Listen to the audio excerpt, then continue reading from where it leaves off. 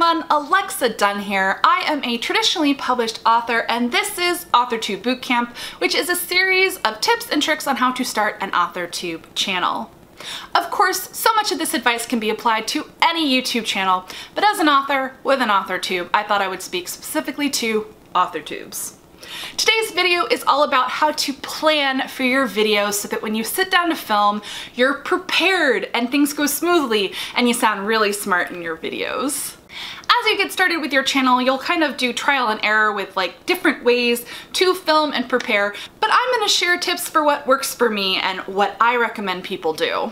So first thing, in terms of coming up with topics, I highly encourage you to just brainstorm all the time and write down everything. I keep brainstorming documents in Google Docs, so I can access them anywhere, whether I'm at work or I'm on the road because I have a Google phone, and I just jot down the topic ideas, sometimes a few bullet points of what I might want to talk about. And that's so when I need to sit down to film, I can just open this document, scroll through it, and go, what do I feel like filming today? And then I do it. In fact, that's what I did for Authortube Bootcamp. I just started a Google Doc and I was like, what are all the topics that like I needed to know when I was starting a channel? And I just brainstormed them and kept them in a document. And I sat down today and went, I'm gonna film the one about planning your videos. So meta, right? And so this brings me to outlining. I film off of outlines, so these brainstorming docs mostly start as ideas, titles, and then I add bullet points to them, structure. So I always want to make sure that I have enough to talk about. So I don't have a required minimum bullet points, but I recommend at least 3, but 5 is probably a sweet spot.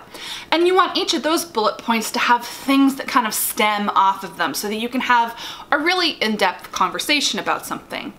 I use the outlines just to kind of keep my brain organized and on point, and so that the videos have some sort of logical flow. My outlines are essentially brainstorming logical flows, like, oh, what about this? Oh, but then that leads to this.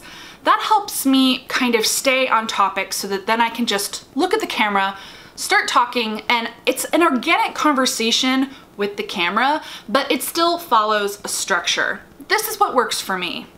Many people script their videos and find that very helpful, and that's definitely something that you can try.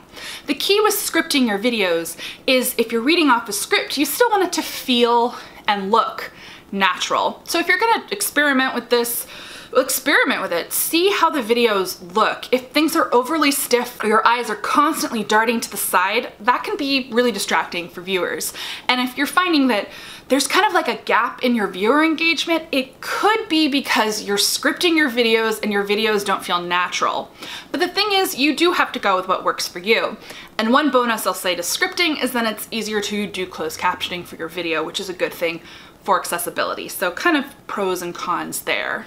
On that note, my earlier videos weren't scripted, but I've had some comments say, oh, you need to stop reading off a script. And I'm like, I'm not. I was just new to videos and very stiff in front of the camera. So it does take some practice either way for things to start feeling natural. And so once you have an outline, when I was filming with my camera phone, I would print them. And so I'd have these pieces of paper down here, and in some of my early videos, you probably hear the paper. And now that I film with a different camera, I just have my phone with me and my Google Doc open. So every once in a while I'll go, okay, what comes next? Oh, look, this outline, it says I film off outlines. This whole video is meta. So that is how to plan your videos in a nutshell. Always have that kind of robust brainstorming document, flesh it out with your outlines. I tend to go in modes, so like I'm in like a brainstorming mode and an outlining mode, and I'll just do outlines for 3 or 4 videos at a time, and I'll sit and I'll batch film. I like that I can kind of get into a zone with either outlining or with filming that I don't have to do them connected to each other, because I think personally it would probably take longer and throw me off my process if I had to develop that outline immediately before filming. I like kind of having it all in one place and ready for me when the time comes to film. And I can sit down and on a whim scroll through my document and say, what do I feel like filming a video about? And I think that helps the videos feel, again, more kind of organic and natural, because you film the video when you feel like filming the video, because you have so many outlines and topics that you could potentially talk about, and and you go with the one that makes sense in the moment. So that's it. That is how I plan my videos and ways that you can plan your videos so that you are prepared for batch filming, which is a whole other topic in Authortube Bootcamp. I do recommend that you batch film so you can post more videos per week, which is another topic in Authortube Bootcamp. But stay tuned for those for a later time. Give this video a thumbs up if you liked it, and I'll make more of these videos.